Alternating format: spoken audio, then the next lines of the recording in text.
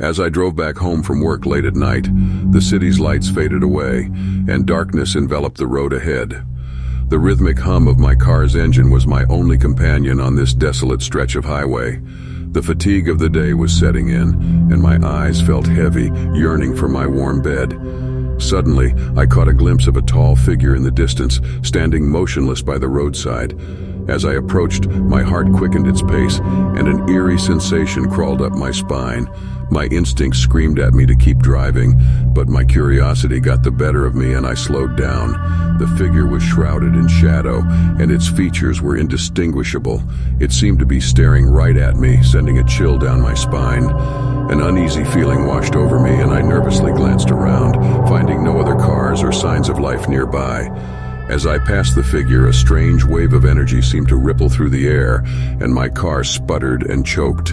Panic set in as the engine abruptly died, leaving me stranded in the darkness.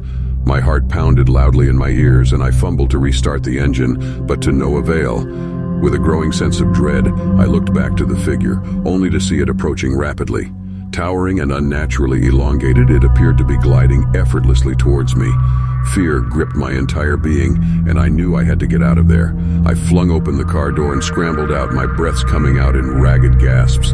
I could feel the adrenaline coursing through my veins, pushing me to run. The figure's footsteps echoed ominously as it closed in on me, and I sprinted into the darkness, not daring to look back. The sound of my own heartbeat pounded in my ears, drowning out the night's silence. My mind raced, trying to make sense of the impossible situation I found myself in. The figure's haunting presence seemed to loom over me, and I couldn't shake the feeling that it wasn't of this world. I stumbled and tripped over uneven ground, my body straining from the exhaustion and fear.